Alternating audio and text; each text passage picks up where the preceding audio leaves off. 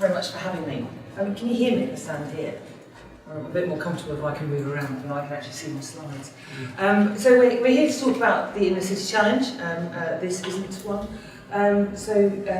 Anyone recognise this? Anyone got this map at home? This is Mars, and in fact shows the landing sites of all the probes that have been there. And it's a piece of work that we did with the University of Birkbeck last year. And actually it shows what we at Ordnance Survey were first famous for, is the representation of information in a way that was useful for solving problems, and in particular urban problems. And the most famous example of the exchange of information through a map is perhaps John Snow and his assessment that cholera was in fact an airborne disease, not a waterborne disease, not an airborne miasma, through the correlation of disease points and water points on a single map. And so I'm not here to talk about how wonderful maps are and how they can be used for navigation. You guys all know that. I'm here to talk about what we're doing in the future and how we're coping with the challenges of the future. Things like the payload capacity of drones and what a connected autonomous vehicle will need. But I'm going to take you back a bit to a story that came from a colleague of mine in the early 80s. He's an extremely assiduous, or was an extremely assiduous. He was an extremely assiduous surveyor in the early 80s, and he was based in Scotland. And that picture on the right shows the bit of Argyllshire where he was sent to survey. He was sent back 5 years later to survey the same bit of Argyllshire. I can't imagine a great deal would have changed. And he was horrified to discover that the pylons weren't where he thought they should be. So he rang head office and he asked them why this was the case. He said, it's not really about the accuracy. It's much more about the art. So the corner pylon is in the right place, but then they displace the ones in between the corners so that they're evenly spaced, because that's much easier on the eye.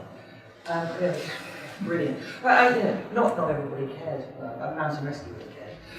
But now, be assured, they're all in the right place. And so we're moving as an organisation much more sort of away from a human interface into a much more sort of machine interface, which powers the demands of the future. So this kind of thing here, so this is some work we did for DCLG. It's around land use change statistics. This slightly fuzzy map on the right-hand side shows a high street in a piece of Southampton. And by doing time-lapse on this type of work, we can work out what healthy high streets look like, the nature of their expansion or contraction. But we can also, with the data that comes out in the bar charts on the left, we can work out policy impacts, like so how much brownfield is turning to greenfield, how much flat is going to brown, and that kind of information. And that's a useful thing. We can also do this kind of analysis, which is done by a very clever SME called Space Syntax.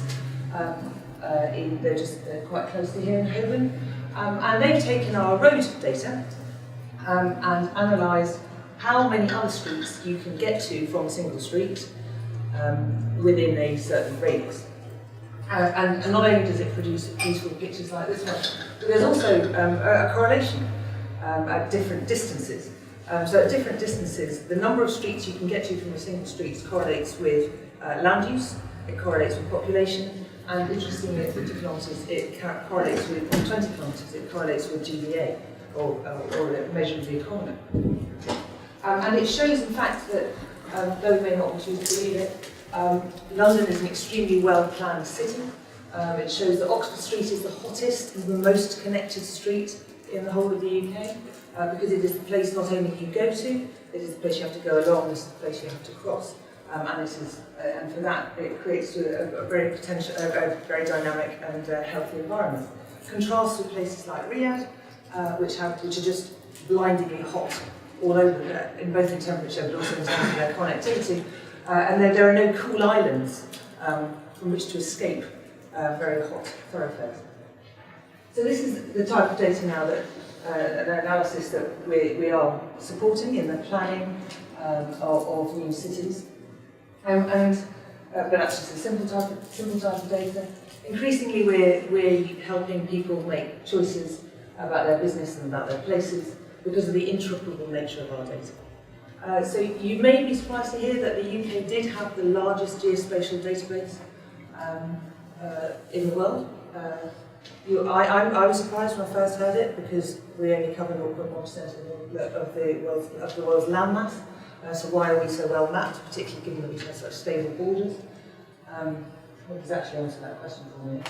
And so the nature of our data enables appropriate flood planning and flood response. Routing, obviously, is the example, but also things like infrastructure planning and care of utility assets. It's not just freight that has to get the right man with the right van with the right kit to the right place. It's people servicing the phone cabinets and digging up the road and attending to poles, fire poles. And increasingly, it's this kind of challenge that we're meeting. And in particular, around we're having to collaborate with other people who we've never had to collaborate with before in order to solve the new sort of inner city challenge.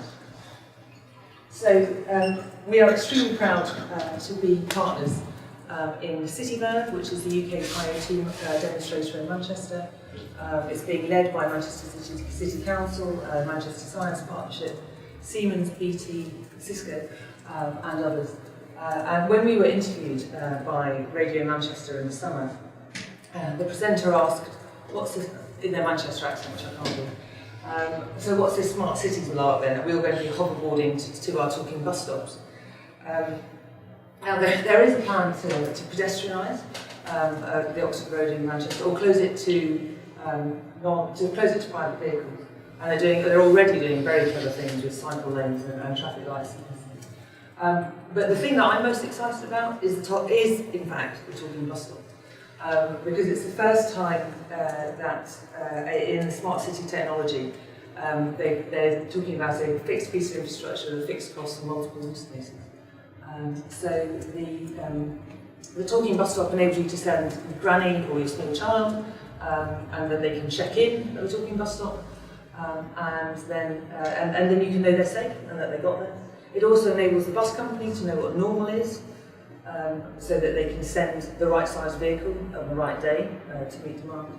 And in the event of emergency, people have the services have intelligent muster points which can send or maintain people at the right point, and the right way. What has that got to do with mapping anyway? So we have thrown the kitchen sink at this particular bit of Manchester. We've collected 40,000 additional assets, or details thereof, in the 2.3 hectares of Manchester. So that is every CCTV camera, every yellow line, every cycle lane, every bollard, every bus stop, and the list goes on. And so what was our map now looks much more like this. And we've done that to ask people what use cases this kind of data will support. And of those 28 partners are answering with varying degrees of precision. So this is an example of an air quality measurement challenge, where people wanted to know the heights of the different lampposts in the Corridor Manchester area. I think it's very interesting, I think it's very interesting because the highest lampposts are on the majorist roads, so it begs the question if we need to map the roads anymore. And then this is a piece of work we did to support vulnerable people in their navigation from home to bus stop. And so because we've captured information around every wobbly pavement, around bus stops and lampposts and utility cabinets, then we can start to help people get to the bus stops independently. But the other thing it's being used to support, particularly with the air quality data, is things such as the monitoring of dangerous and long-term conditions. So when you're managing a condition such as cardiopulmonary disease, it's not enough to know somebody's blood pressure and their pulse. You also need to know what the weather's going to be like, what the traffic's like, so that you can suggest that they intervene appropriately.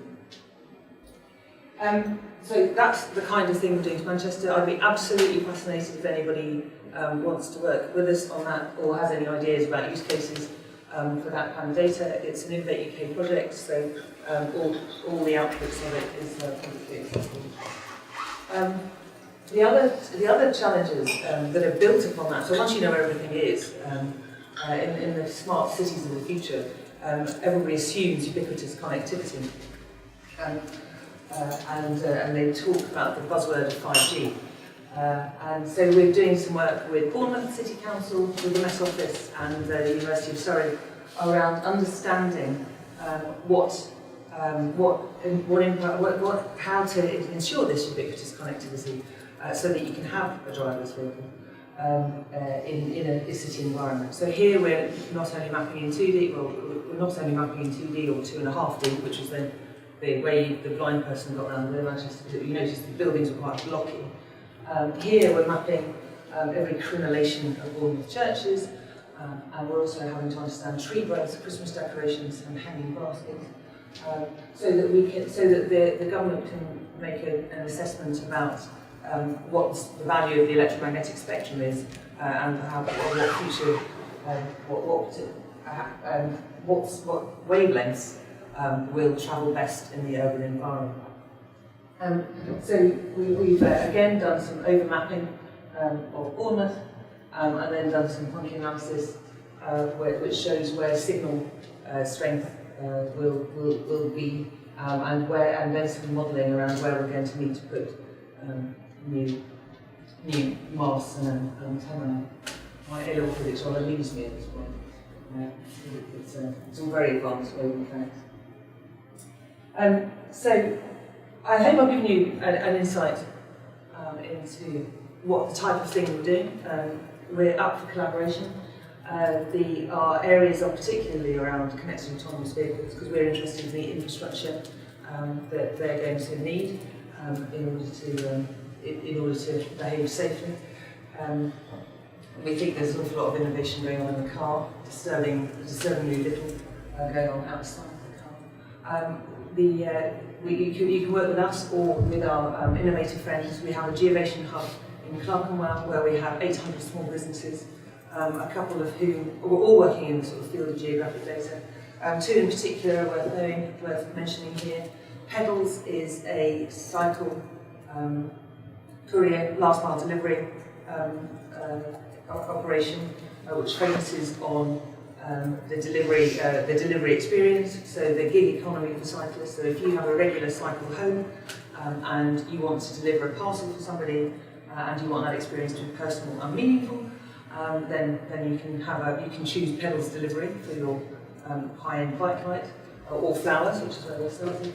And the other one is Post Tag, who are looking at sub-delivery point identification and delivery point. So if you live in a rural environment, I'm ending on the wrong one, but if you live in a rural environment and you want to deliver to your barn rather than the farm, you can add that into your delivery instructions. So I'm trying to think about the bits that I disagreed with Ian most. I'll get them out now. Drones won't have the payload, apparently, and our view on autonomous vehicles is that they're much more likely to inhabit spaces, controlled spaces. There's just too much data out there, as you saw with our Manchester work, that could confuse them particularly in a congested inner city environment.